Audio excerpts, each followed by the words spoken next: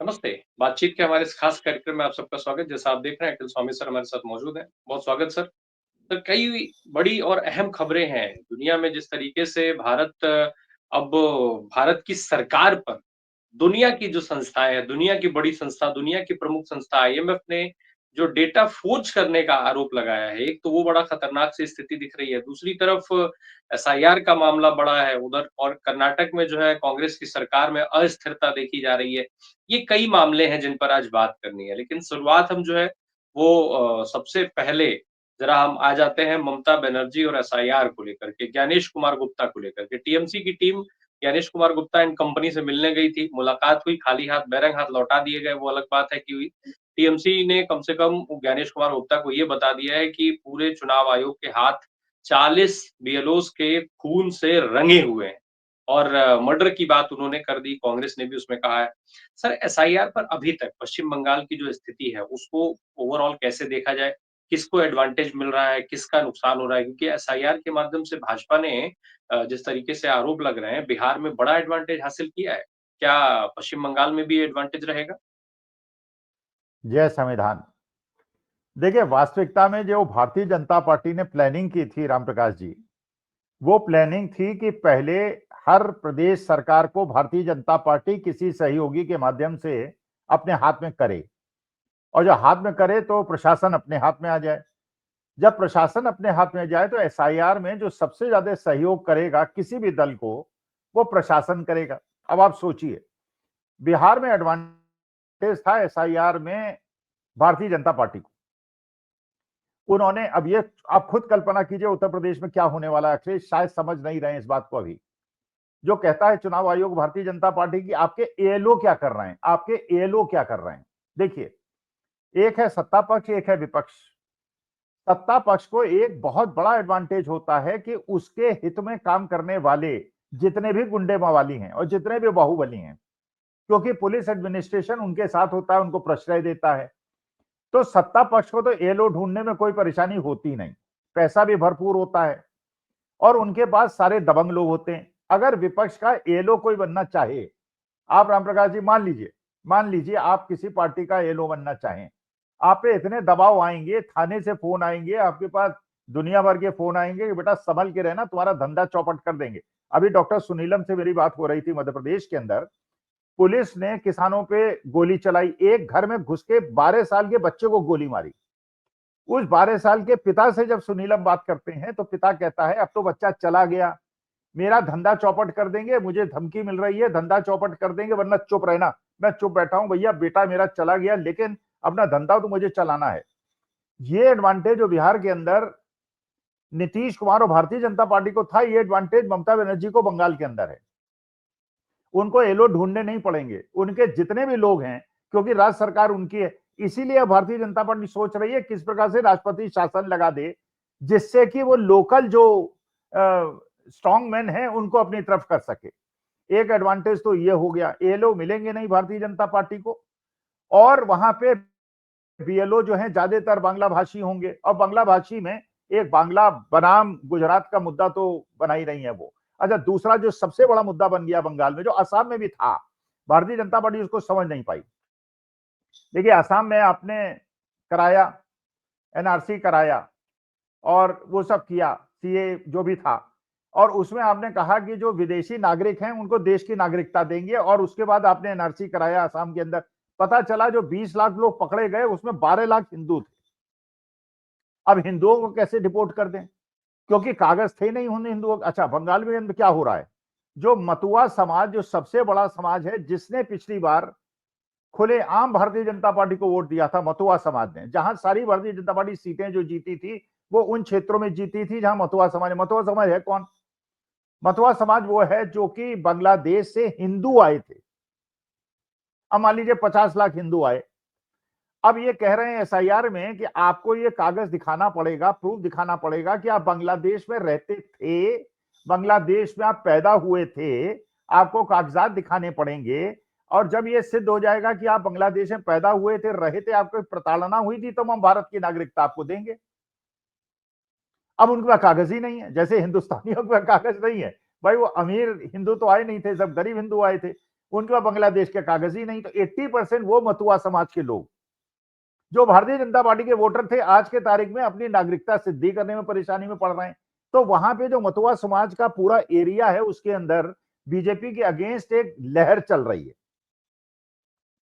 अच्छा, उसके बाद देखिए, जो ममता बनर्जी ने एक मुद्दा जो अपना बना लिया, एक तो उनके पास एलओ हैं, उनके पास वर्कर्स हैं, और ये ममता बनर्जी की अगर आप प्रवक्ताओं को देखेंगे टेलीविजन उसमें, भाई हमारे को एलओ की कोई कमी नहीं है, वो एक एलओ चाहेंगे 100 एलओ उनके एलओ खड़े हो जाएंगे। अब पूरे के पूरा जो समाज है आज के तारीख में, जो भी बंगला भाषी हैं, वो ममता बनर्जी के साथ हैं, तो भारतीय जनता पार्टी को कार्यकर्ता कहां से बंगाल के अंदर मिल जाएंगे। तो मुझे जो लग रहा है, जो प्रवक्ता टीएमसी के बोल रहे हैं डिबेट्स के अंदर, और जो सारी चीजों की विश्लेषण करके पता चलता है, पिछली बार तो 225 सीटें शायद मिली थी, इस बार टीएमसी को 240 भी मिल सकती हैं। और इसीलिए ममता बनर्जी बार बार कह रही हैं कि इंडिया गठबंधन का नेतृत्व मुझे दो, क्योंकि 4 महीने के बाद सिद्ध हो जाएगा कि बिहार आप नहीं जीत पाए लेकिन वहां जीत गए। तो आपको अपने वर्कर्स को इकट्ठा करने के लिए उन जीवंत लोगों को और जीवट वाले लोगों को आज के तारीख में, भाई कोई भी इंडस्ट्रीज कांग्रेस को क्यों पैसा देगी, जब वो जानती है कि अगर हम पैसा देंगे तो ईडी सीबीआई की रेड हो जाएगी। पैसा भी आपको नहीं मिलेगा, एलओ भी आपको नहीं मिलेंगे, वर्कर्स भी आपको नहीं मिलेंगे, सपोर्टर्स आपको मिलेंगे। तो आज के तारीख में कांग्रेस की समस्या यह है कि उनके सपोर्टर तो करोड़ों की संख्या में हैं, लेकिन वर्कर्स नहीं है। क्योंकि वर्कर्स बनने के लिए आपको अपने व्यवसाय को, अपनी नौकरी को खतरे में डालना पड़ता है। अगर आपने जरा भी, अब नेहा सिंह राठौर पे एफआईआर हो गई, फलाने पे एफआईआर हो गई, आज के तारीख में तो बोलने का मतलब यह है कि आप जेल जाने की तैयारी कर लीजिए। तो ऐसे समय में जो बहुत कम लोग होते हैं जो जीवट वो करते हैं, फिर उसके बाद जब पोलिंग बूथ पे वोट देने जाएंगे तब आपको परेशान किया जाएगा। अच्छा, इंक्लूजन जो कराया गया था 3.5 लाख वोटों का बिहार के अंदर, वो बंगाल के अंदर वो भी संभव नहीं है शायद, क्योंकि वहां पे अब, लेकिन देखिए चुनाव आयोग करेगा तो कुछ ना कुछ खेल तो जरूर करेगा। 3-4 लाख वोट लास्ट में वो ऐड कर देगा, वोटर लिस्ट लास्ट मूवमेंट में देगा। टीएमसी क्या कर पाएगी क्या नहीं कर पाएगी, बाद में रोएगी गाएगी, जैसे यहाँ पे तेजस्वी यादव कर रहे हैं। तो खेल बड़ा दिलचस्प होगा। मुझे लगता है बंगाल में एसआईआर का एडवांटेज टीएमसी को मिल रहा है। आपने इंडिया गठबंधन का जिक्र कर दिया तो एक चीज पूछ लूं कि पश्चिम बंगाल का जो इलेक्शन होगा, वहां कांग्रेस बनाम टीएमसी भी होगा या फिर इंडिया गठबंधन के हिसाब से ही चुनाव होगा? नहीं, देखिए इंडिया गठबंधन का तो कोई प्रश्न ही नहीं उठता और उचित भी नहीं है। बंगाल के अंदर कांग्रेस, सीपीएम और टीएमसी के बीच में कोई समझौते का कोई प्रश्न ही नहीं उठता। कारण यह है, भाई वहां पे जो सीपीएम लेफ्ट की सरकार थी, उसमें टीएमसी वाले प्रताड़ित हुए थे, कांग्रेसी प्रताड़ित हुए थे। जब से टीएमसी की सरकार आई है, कांग्रेस और वामपंथ वाले प्रताड़ित हुए हैं। तो वहां दो गुट हैं, एक टीएमसी से प्रताड़ित है, एक कम्युनिस्ट से प्रताड़ित है। तो अगर वहां पे ये गठबंधन हो जाएगा तो टीएमसी वाले सीपीएम को सपोर्ट नहीं करेंगे, सीपीएम वाले टीएमसी को सपोर्ट नहीं करेंगे। तो वहां पे जो बैर है, पिछली बार आपको याद ही होगा, जो पिछली बार बीजेपी को बहुत सारे सीटें मिल गई थी, उसका कारण क्या था? उसका कारण यह था कि वामपंथियों ने कहा था पहले राम फिर बाम, पहले राम फिर बाम, माने हम वामपंथ को बाद में देख लेंगे, पहले टीएमसी को देख लें, पहले टीएमसी को हरा लें। इसलिए वो बीजेपी के साथ चले गए थे। तो वहां तो वामपंथ का, कांग्रेस का मजबूती से चुनाव लड़ना टीएमसी के हित में है। जी, अच्छा एक चीज अब जरा हम थोड़ा कांग्रेस की जब बात कर ही रहे हैं तो और कर लें। कांग्रेस शासित एक राज्य है कर्नाटक। इस समय कर्नाटक में एक अलग तरीके का नाटक चल रहा है। डीके शिवकुमार और सिद्धारमैया के बीच में खींचतान चल रही है। ब्रेकफास्ट पर जो है वो तस्वीरें जारी कराई जाती हैं। फिर बात ये भी हो रही है कि राहुल गांधी के साथ इंटरनल मीटिंग होगी, क्या होगा? हालाँकि ब्रेकफास्ट के बाद ये कह दिया गया था, जब हम लोग बात कर रहे हैं उस समय तक ब्रेकफास्ट के बाद ये कह दिया गया कि सब मामले सुलझ गए। डीके शिवकुमार एक ट्वीट कर देते हैं, सिद्धारमैया एक ट्वीट कर देते हैं। तो दिखाया कुछ और जा रहा है। क्या वास्तव में ऐसा है? और दूसरा कि कर्नाटक में आखिर इस तरीके की ज़रूरत क्यों पड़ रही? भाई वहाँ पे तो आप पूर्ण बहुमत की सरकार है आपकी, फिर भी खींचतान क्यों हो रही है? और क्या कांग्रेस पार्टी का जो शीर्ष नेतृत्व है, वो कंट्रोल नहीं कर पा रहा है कांग्रेस के नेताओं पर? नहीं, देखिए पहली बात तो यह है कि डीके शिव कुमार को मैं ये मानता हूं, सारी परिस्थिति को देखते हुए पिछले 20 साल से डीके शिव कुमार एक तरह से कांग्रेस के सबसे मजबूत स्तंभों की तरह सामने आए हैं। अगर जेल जाने के बावजूद उन्हें जेल भेजा गया, अच्छे धनाढ़ परिवार से आते हैं, खानदानी कांग्रेसी हैं, उनके भाई डीके सुरेश भी मेंबर ऑफ पार्लियामेंट रहे, इस बार उनको हरा दिया गया। तो डीके शिव कुमार की जो एक निष्ठा है वो कांग्रेस के प्रति उसे और कहा भी उन्होंने कि कोई प्रश्न ही नहीं उठता इधर उधर, लोग अपना कुछ भी उड़ाते रहें। सिद्धारमैया भी पहले जेडीएस में थे और पिछले बहुत सालों से वो कांग्रेस के अंदर है, उनकी भी निष्ठा में कहीं कोई प्रश्न नहीं है। लेकिन मुश्किल क्या है कि डीके शिवकुमार वोकलिंगा कास्ट से आते हैं और वोकलिंगा 12-13% बड़ी स्ट्रांग डोमिनेटिंग कम्युनिटी है कर्नाटका की। और उनका मुकाबला हुआ करता था एच डी देवेगौड़ा साहब से, जो उनके सितारे आजकल अस्त हैं। वो भारतीय जनता पार्टी के समर्थन के बिना शून्य है, अगर वो इलेक्शन लड़े तो शायद उनको 1-2 सीटें भी ना मिलें। तो डीके शिवकुमार का भी एक बड़ा सॉलिड वोट बैंक है। जो सिद्धारमैया है वो कोरबा जात से आती हैं, जो ओबीसी जात है, और कोरबा भी 7-8% है।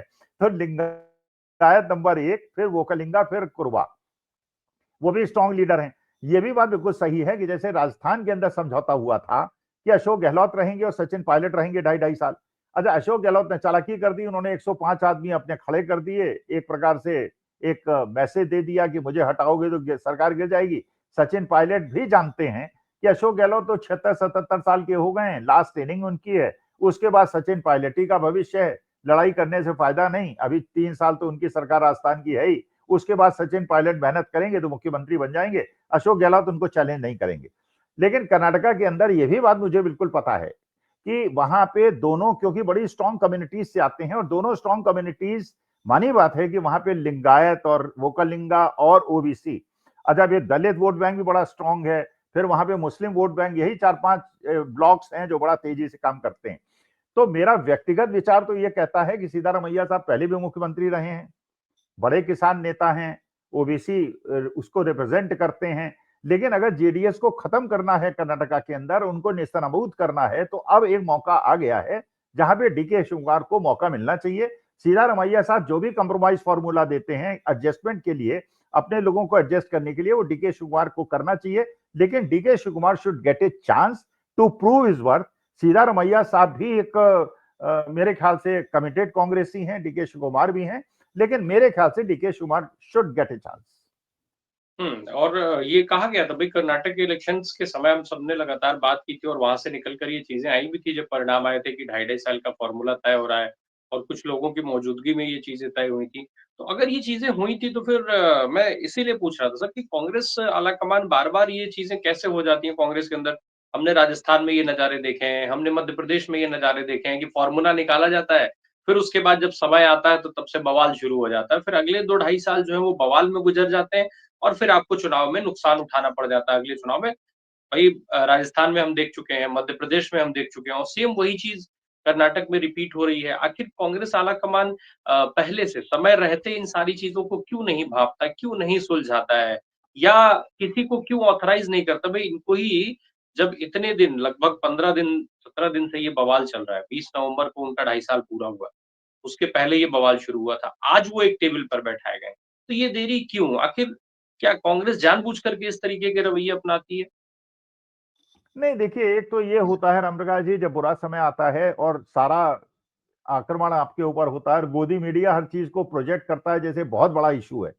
छोटा सा भी इशू है तो गोदी मीडिया ऐसा दिखा देता है शाम के अपने प्राइम टाइम में कि कर्नाटका में ही युद्ध हो रहा है, बाकी कहीं कोई युद्ध नहीं हो रहा है, जैसे कि महाराष्ट्र में उससे ज्यादा हो रहा है, बिहार में उससे ज्यादा हो रहा है।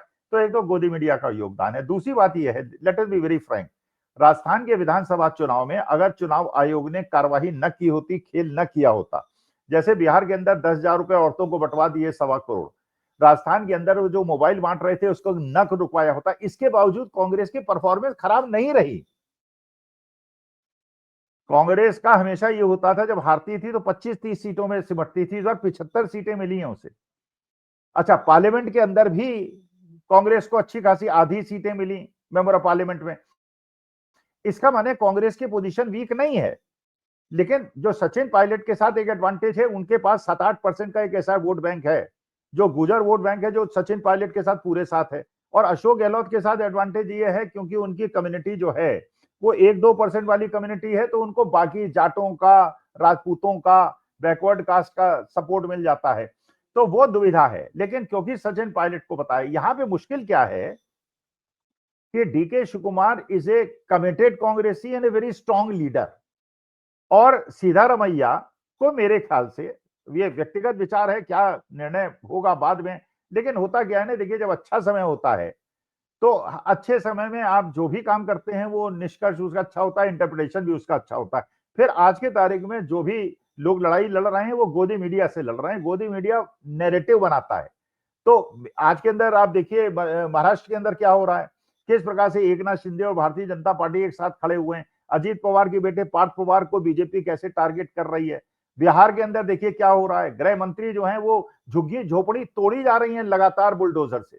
आप बताइए, आपको दिल्ली के बारे में पता होगा, एक सैनिक फार्म एक एरिया है, सैनिक फार्म में कम से कम 2,500-3,000 बड़ी बड़ी कोठियां हैं, कोठियां। और ऐसी कोठियां हैं जो बड़े बड़े पूंजीपतियों की हैं, बड़े बड़े ब्यूरोक्रेट्स की हैं, बड़े बड़े अधिकार। ऐसी ऐसी कोठियां हैं जो 2-2 3-3 एकड़ में बनी हुई हैं। और सैनिक फार्म पूरी तरह से अवैध है। अब आप एक गरीब आदमी जिसने बेचारे ने अपना पेट पालने के लिए 10-12 हजार रुपए महीने कमाने के लिए एक झोपड़ी डाल ली है और चाय बना रहा है।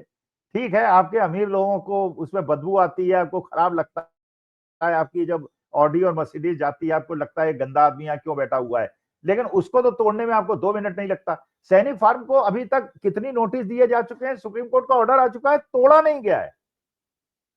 तो भैया 10,000 रुपए जिन 1.25 करोड़ महिलाओं ने लिया है, उन्होंने आमंत्रण दिया था कि 10,000 रुपए दो और हमारी झुग्गी तोड़ दो, वो तोड़ रहे हैं झुग्गी। अच्छा, 3.5 करोड़ औरतें हैं, 1.25 करोड़ को 10,000 मिला है। अब वहां बाकी जो बची हैं वो भी सड़क पे आ गई हैं कि हमें भी 10,000 दो। बंगाल के अंदर आपको पता होगा, बंगाल के अंदर अफवाहें उड़ गई, ये बिहार के अंदर 10,000 मिला है, बंगाल के अंदर मिलेगा। लोग पोस्ट ऑफिस के सामने 20-25 हजार औरतें इकट्ठी हो गई, 10,000 दो, 10,000 दो, 10,000 दो। अब वो, अब पूरे हिंदुस्तान में आंदोलन न चल जाए कहीं, हर औरत कहे कि भैया बिहारी औरतों में कोई सुरखाब के पर लगे, हमें भी 10,000 दो। दो पूरे हिंदुस्तान की जो 50 करोड़ औरतें हैं उनको 10-10 हजार रुपए दो।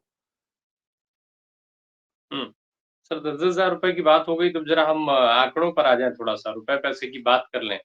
सर जीडीपी को लेकर के एक शानदार आंकड़ा भारत की सरकार ने पेश किया। कहा ये गया, जो मीडिया में खबर चली कि अनुमान से भी ज़्यादा तेज़ रफ्तार से हमारी जीडीपी ने जो है वो ग्रोथ किया है, रॉकेट की रफ्तार पकड़ ली है जीडीपी ने हमारे। और तभी जो है आईएमएफ आता है, आईएमएफ एक ऐसी बात कह देता है कि जैसे वो बिल्कुल विपरीत, बिल्कुल उल्टी बात। मोदी जी ने जब ये सुना होगा तो उनके तो निश्चित तौर पे ब कहीं न कहीं, अब खैर छोड़िए। जिस तरीके से आईएमएफ ने कहा है और जो भारत की सरकार कर रही है, वास्तव में सर ज़रा हम वो उसकी हकीकत जानना चाहते हैं कि क्या वास्तव में हमारी जीडीपी उसी रफ्तार से भाग रही है जिस रफ्तार से भारत की सरकार दिखा रही है? या फिर जो आईएमएफ कह रही है कि ये तो सब फर्जी आंकड़े दे रहे हैं, मोदी जी जो अब तक देश के सामने सिर्फ झूठ बोलते थे, अब सारे आंकड़े भी फर्जी एस्टेब्लिश कर रहे हैं कि नहीं-नहीं देखो आंकड़ों के हिसाब से भी हमारी जय-जय बम-बम है। और अब किसकी बात मानी जाए? अच्छा रामप्रकाश जी, मैं तो हमेशा से 2 एग्जाम्पल केवल देता हूं, और बड़े सिंपल एग्जाम्पल जो आप इसको, आपके दर्शक श्रोता भी बड़े आसानी से समझ सकते हैं। मान लीजिए आपकी एक फैक्ट्री होती और उस फैक्ट्री में कोई लोन ना होता, 1 करोड़ का उसमें टोटल सेल होती, 80 लाख के खर्चे होते, 20 लाख रुपए साल का फायदा होता है, बिल्कुल सिंपल। ठीक। अब आपने उसमें 20 करोड़ का लोन ले लिया। 20 करोड़ का लोन आपने क्यों लिया और बैंक ने क्यों दिया? बैंक ने कहा कि जब 20 करोड़ का लोन देंगे तो 1 करोड़ का सेल बढ़ के 20 करोड़ हो जाएगी, जो फायदा 20 लाख था वो 2 करोड़ हो जाएगा, और उस 2 करोड़ में से आप बैंक के लोन का इंटरेस्ट प्रिंसिपल देंगे, 10 साल 20 साल के बाद लोन खत्म हो जाएगा, फिर आप बड़े पूंजीपति बन जाएंगे। हुआ क्या? आपका 1 करोड़ के टर्नओवर में 20 लाख का प्रॉफिट था। अब मुश्किल है, आपने 20 करोड़ का लोन ले लिया और टर्नओवर आपका हुआ 1 करोड़ से बढ़ के 1 करोड़ 10 लाख। उस 10 लाख में 2 लाख और प्रॉफिट कमा लिया, तो 22 लाख का प्रॉफिट हुआ। आपको इंटरेस्ट और प्रिंसिपल देना है 2 करोड़ रुपए साल, कैसे देंगे? डेट ट्रैप है कि नहीं है? इसका मतलब यह है कि जब जितने लोन बढ़ते चले जाएं उतना प्रॉफिट और टर्नओवर बढ़ना चाहिए, जिससे आप लोन का इंटरेस्ट और प्रिंसिपल का पेमेंट कर पाए। लोन था 2014 में 50 लाख करोड़ का, अब हो गया 2.5 लाख करोड़ का, 5 गुने लोन बढ़ गए। जीडीपी डॉक्टर मनमोहन सिंह के जमाने में एवरेज ग्रोथ थी 7.1%, अब 6.7% पे आप इतरा रहे हैं। माने लोन 4-5 गुने हो गए और आपकी जीडीपी कम हो गई, ग्रोथ। नंबर एक। नंबर दो, आप ये बताइए रामप्रकाश जी, आपके घर में 4 आदमी हैं, आपकी इनकम है 1 लाख रुपए, आपके पड़ोसी के घर में इनकम है 1,20,000 रुपए और 50 आदमी हैं। कौन ज्यादा संपन्न है? भाई आपकी तनख्वाह 1 लाख है लेकिन 4 खाने वाले हैं, उसकी तनख्वाह 1,20,000 है लेकिन 50 खाने वाले हैं। आप ज्यादा संपन्न हैं, आप दूध भी पी सकते हैं, मक्खन भी खा सकते हैं, मोटरसाइकिल भी खरीद सकते हैं, वो साइकिल भी नहीं खरीद सकता। तो जहां पे आप अपनी तुलना करते हैं उन देशों से जिनकी 20 करोड़ की आबादी है और जीडीपी आपकी बराबर है, 20 करोड़ की आबादी, 140 करोड़ की आबादी, जीडीपी बराबर। अमेरिका आपसे 7 गुने ज्यादा नहीं, 28 गुने ज्यादा मजबूत है। कारण आपकी जीडीपी है $4 ट्रिलियन, अमेरिका की जीडीपी है $27 ट्रिलियन। कितने गुना ज्यादा हुई? 7 टाइम्स। पॉपुलेशन उसकी 1/4 है आपसे, इसका माने वो आपसे 40 गुना समृद्ध है। यूके की, फ्रांस की, जर्मनी की पॉपुलेशन कितनी है? 20-25 करोड़, जीडीपी बराबर है, वो आपसे 7 गुने ज्यादा संपन्न है। चीन की पॉपुलेशन, आपकी पॉपुलेशन 1, आपकी जीडीपी है $4 ट्रिलियन, उसकी $17 ट्रिलियन, वो आपसे 4.5 गुना समृद्ध है। आप सबसे ज्यादा गरीब हैं और नाटक करते हैं we are the third largest economy. अरे अपने घर में अगर तुम 500 करोड़ आदमी घर में भर लोगे और हर आदमी 1-1 हजार रुपए भी कमाए, वही वाली लॉजिक है कि अमीर आदमी जो है वो 2 आदमी घर के अंदर है, 1 करोड़ की आमदनी है, और गरीब आदमी के बेचारे 10 बच्चे हैं, सब 10-10 लाख कमा रहे हैं। तो अरे यार, तो जो गरीब आदमी है बेचारा, उसके बाद कोई हमारे देश के अंदर, क्योंकि पॉपुलेशन बहुत ज्यादा है, नौकरियां हैं नहीं, लेकिन हर आदमी कुछ ना कुछ इकोनॉमी को कंट्रीब्यूट तो कर रहा है ना। हर आदमी रोटी तो खाएगा ना, दाल तो थोड़ी बहुत तो खाएगा ना, कपड़े पहनेगा ना, जब पहनेगा तो जीडीपी बढ़ेगी क्योंकि वो खरीदेगा। फिर इन्फ्लेशन का और जीडीपी का आपसी संबंध है। तो ये जो हमारी स्थिति आज के तारीख में पूरे वर्ल्ड में अगर आप देखें तो अफ्रीकन कंट्रीज के बराबर इसलिए है, जो डोनाल्ड ट्रंप ने कह दिया था और राहुल गांधी ने उसका सपोर्ट कर दिया था, वहां पे लोग अर्थशास्त्री क्या अनर्थशास्त्री उसको क्रिटिसाइज कर रहे थे। तो ये शब्द गलत, ये गंभीर जरूर हो सकता है, डाइंग इकोनॉमी, डेड इकोनॉमी, लेकिन वास्तविकता में आपको, अगर आपकी इकोनॉमी $30 ट्रिलियन की हो जाए, तब भी आप अमेरिका के बराबर नहीं होंगे, तब भी उससे 1/4 भाग आप संपन्न होंगे, क्योंकि आपने अपनी ज्यादा, उनसे 4 गुनी ज्यादा पॉपुलेशन को फीड करना है। ये जो आंकड़े आ रहे हैं सर, ये क्या है? ठीक है, उसी तरीके से एक चीज़ और है सर, मैं ज़रा उसको भी समझ लूँ। शेयर मार्केट की जो मैंने ज़िक्र किया था शुरू में, शेयर मार्केट लगातार बढ़ रही है, ऑल टाइम हाई पर शेयर मार्केट रही है। लेकिन कहाँ जो हकीकत दिखी, उसमें उसने ये साफ कर दिया कि मार्केट कहीं बड़ी नहीं हुई, मार्केट में कोई शेयर जो है वो प्रॉफिटेबल नहीं हुआ, किसी भी शेयर होल्डर को कोई प्रॉफिट नहीं मिला। तो फिर ये ऑल टाइम हाई हुई कैसे? और इसमें फिर फ़ायदा किसको हुआ? ज़रा हम ये भी समझ लें। क्या ये भी आप लोगों की बाज़ीगरी थी? नहीं नहीं, ये बाजीगरी नहीं है, ये ऐसी चीजें हैं जो खेल हुआ है और लोगों को समझना आवश्यक है।